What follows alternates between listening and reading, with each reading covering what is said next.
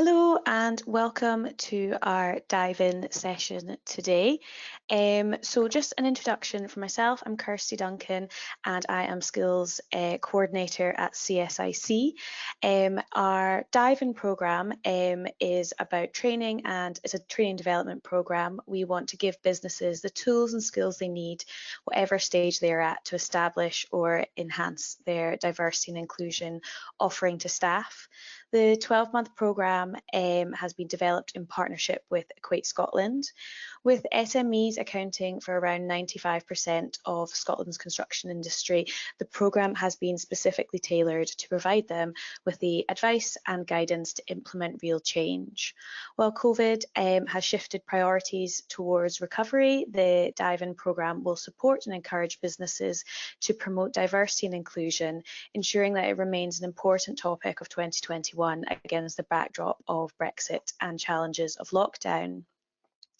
So today we are joined by Teik Tan, who is our supply chain lead for a major construction company. He has also co-chaired his organisation's employee resource group, the Multicultural Affinity Network for Black, Asian and minority ethnic employees and allies for over 3 years.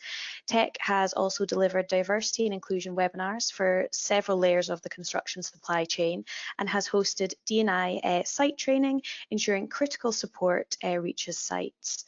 Externally, Teik works with charity organisations encouraging social mobility and addressing underrepresentation, and has given toolbox talks demonstrating business cases for inclusion. He has delivered talks to large audiences on his personal journey as an LGBT plus person of colour who suffers with clinical obsessive compulsive disorder, as well as discussing the critical roles of inclusive leadership. So welcome today. Hi Kirsty, thank you for having me.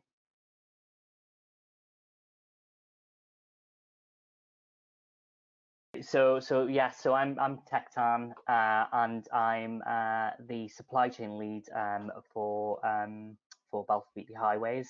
And in addition to this, I also co-chair our Multicultural Affinity Network, and that's basically our staff network, which is looking at the issues and barriers that people who are multi-faith, different ethnicities, different races may encounter in the industry, and we look at and we act as a forum for changing and dismantling some of those barriers to kind of maximize the experiences of these individuals and help to create a level playing field in the sector.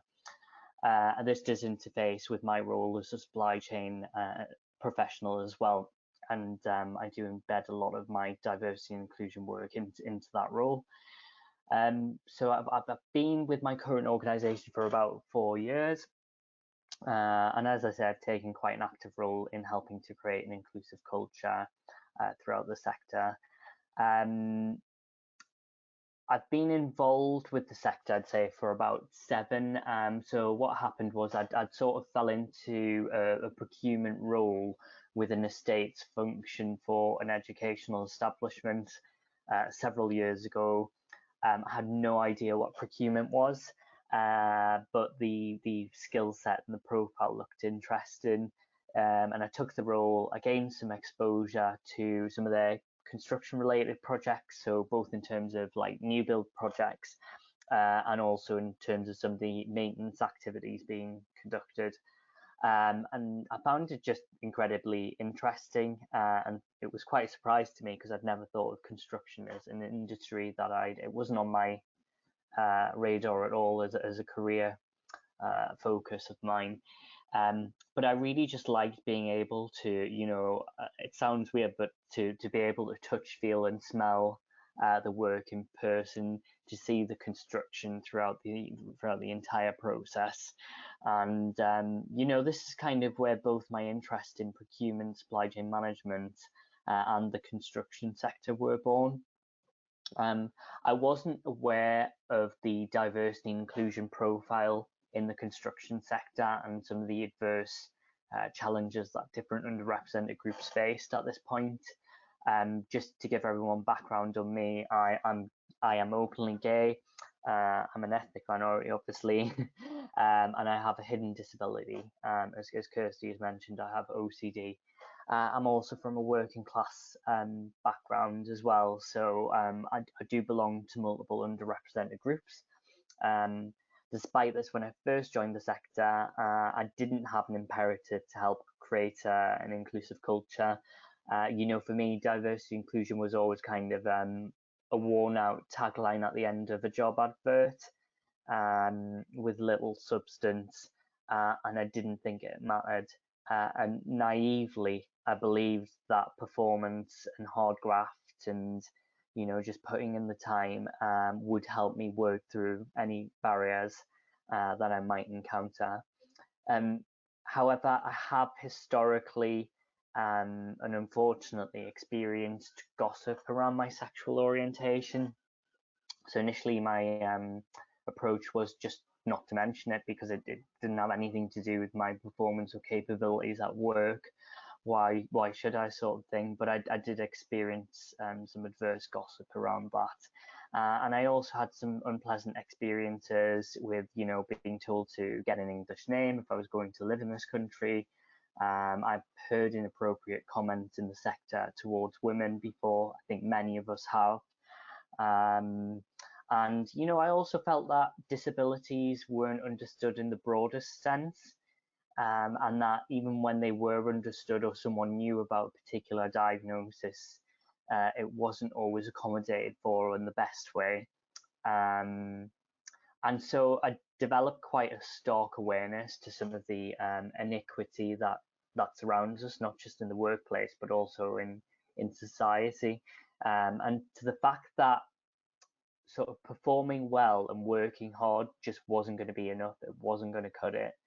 And so I decided to leverage my experiences and take an active role in just helping to represent the underrepresented communities in the sector through my diversity inclusion work, both internally within the organisations I've worked for, but also extensively throughout my supply chain management work as well.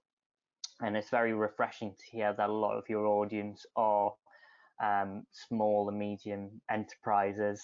I wasn't aware of that, but this is another aspect of my work, looking at the supplier diversity piece and how we can dismantle some of the barriers there, and create opportunities for these organisations to grow and contribute, because I believe that's like the diversity in the workforce and how diversity leads to diverse thought processes, which leads to better outcomes, productivity, innovation.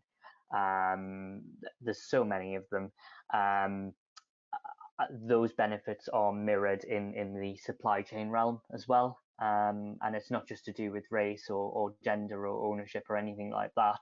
It's also about just having different types of organizations work in the sector. It's kind of like that tagline, employ the same people, get the same results. I truly believe in that, and well, I don't believe in employing the same people and getting the same results, but I believe in that old adage. So we need different types of people to get the innovation, to transform the industry, to get us where we need to be. I think I'm pro people being valued for what they bring to the table, how they make others feel, and their capabilities and the outcomes they deliver.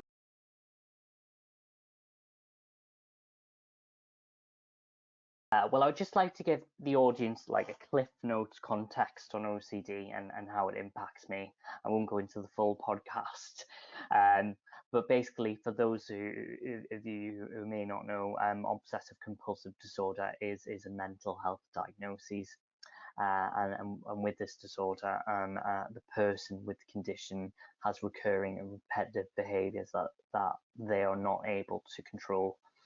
And so these are the obsessions and compulsions.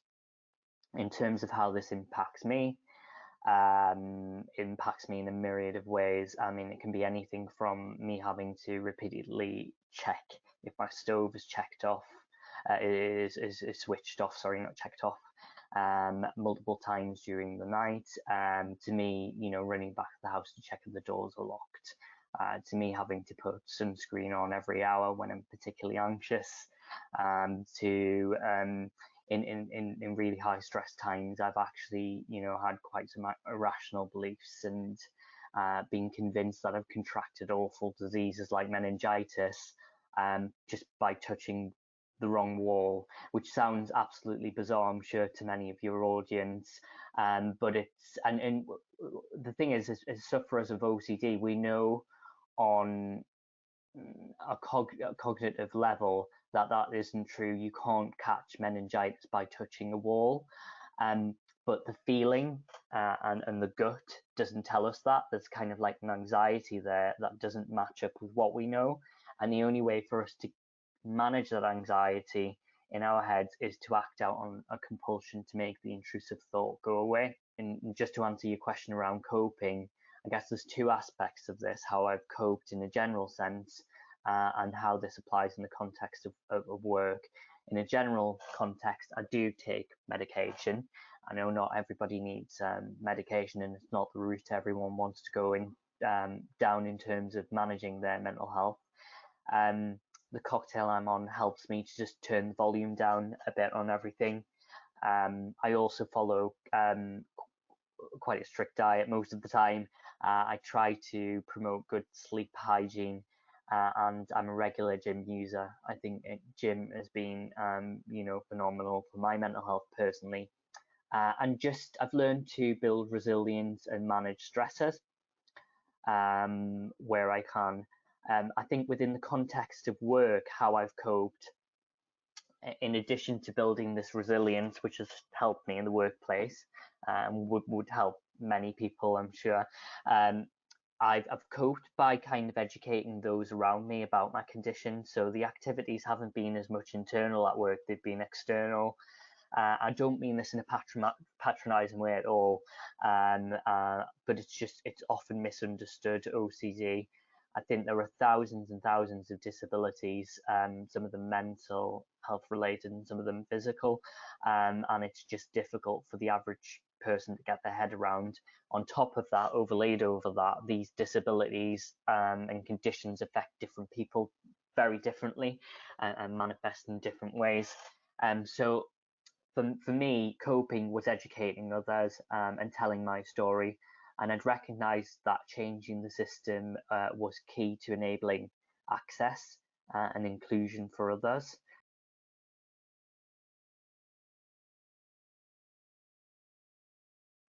So I actually do genuinely believe there's been a step change over the past few years since 2018.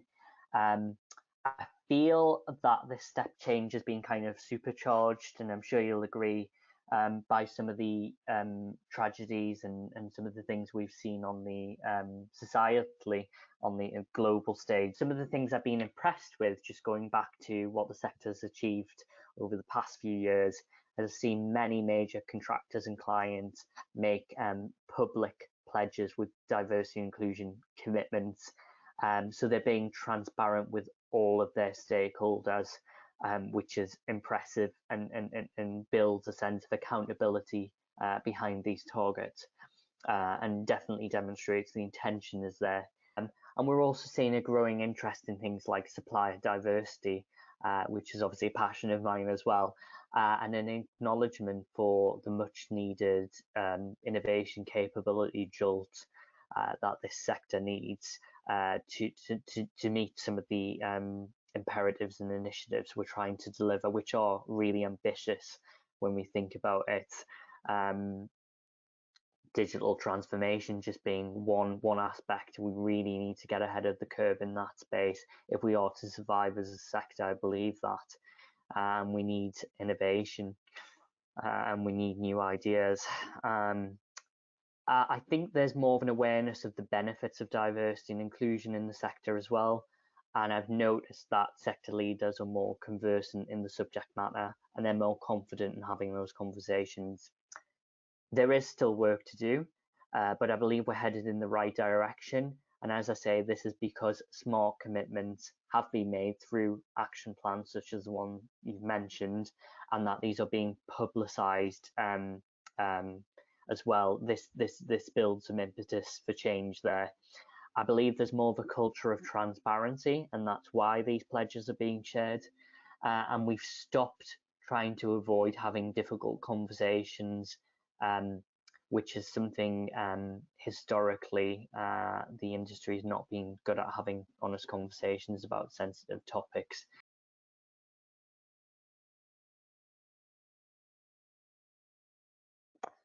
I think from a recruitment perspective, and bear in mind, I'm not like a recruitment professional. I have taken part in working groups around building hiring manager capabilities and supported some recruitment colleagues in the industry. The first thing is getting your data sorted for many organizations. So I know a lot of larger companies are just getting there. Smaller companies might be struggling with this. You need to understand the diverse makeup of your workforce from the attraction point of view. So who's being attracted into applying for roles, to the CV shortlisting. Once you shortlist your CVs, what's the diverse makeup at that point? To the interview stage, what's the diverse makeup at that point from all angles, to the actual awarding of the roles. So you need to get to grips with your data first of all to work out where your priorities are, because you might be attracting many females and ethnic minorities to apply for roles, and then somehow they're just not getting through to the CV shortlisting or the interview stage. And so you need to have your team look at that and critically think, why, and are there any barriers we can change? Or conversely, you may not be attracting those individuals. And so that's why people aren't getting through to the CV and award stage, etc. So data's the first part for me. The second part, I think, is hiring manager capability. So really developing the capabilities of your hiring managers, making sure they're cognizant of the business case for diversity and inclusion, so all of the benefits it can bring to the organization, making sure they're also cognizant or familiar with the moral case for diversity and inclusion, understanding your client drivers. So the recruitment team should be aligned to whatever the client drivers are, to whatever the main contract commitments we've made in bids are. You know, have we made a commitment of 50% female apprentices and graduates, for example? I don't know if that's been made on a particular framework, but that needs to kind of guide and steer the recruitment team, just as it needs to guide and steer the procurement team in an organization. So they need to link it back to the client drivers, but they also need to build their own capabilities continuously. And it can't just be a one-off course as well. You can't just send your recruitment team on a 1-hour webinar around unconscious bias and expect that to address the problem. It needs to be a continuous development sort of thing. And I also think, in addition to just the recruiting stage, I think there needs to be more emphasis in the industry around the retention angle. So when people leave organizations, first of all, do you have an exit strategy, an exit interview process in place? Do you actually capture data from those individuals? And is that anonymized, or is that kind of a sit down with a line manager? How consistently is that happening? Or is it kind of an anonymized survey that's offered to all? Because we need to understand the data from that end, like why are diverse groups leaving the industry?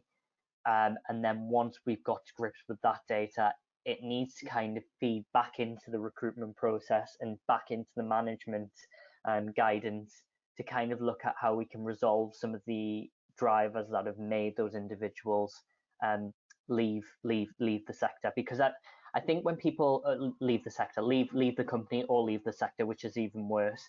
Because I think when people leave jobs, I think for the most part they're trying to keep the powder dry. Do you know what I mean? They don't want to damage relationships or rock the boat too much. And so for diverse individuals, if they've had unpleasant experiences, they may not feel empowered to speak about them at that point, because they want to keep their opportunities alive and they don't want to burn bridges. And so having an anonymized process is, for me, the way to go forward. And that the focus should be on retention as well, I think, more than recruitment. The recruitment's important, because I think we need to solve some of the cultural issues within the sector before we bring people in, or we're at risk of just losing people, which is extremely costly for businesses as well. Do you know what I mean? Every time you lose a candidate, especially emerging talent, you could be paying 20, 30, 40 grand more, plus all of the, because you're going back out to market rate, plus you're paying the recruitment team to conduct the exercise again, plus you're disrupting the team by bringing someone in new, plus you're taking a risk because you don't even know if that person will work out. You know, interviews, I don't care how, interviewing in itself is a skill set. Do you know what I mean? And that's part of the problem. And I've done this myself. I've interviewed candidates. If you ask the wrong questions, or you're not able to create a benchmark for candidates, how is that decision process made?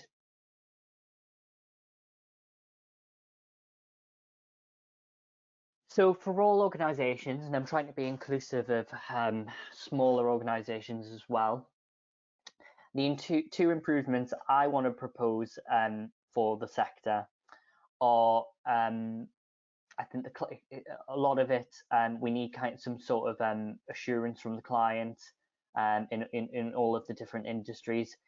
When something's client driven, so when ED&I is client driven in a meaningful way, we as advocates within our business are then able to manage and sell the change more effectively to the organisation, and we're able to get better outcomes in that space. So I think having things more client driven and having more support from the clients and being in tune with our clients' needs in this space is part of it. And I think that would help all organisations from your smallest you know, sort of one man, one woman band type organisations, one person band, I should say, to your largest main contractors.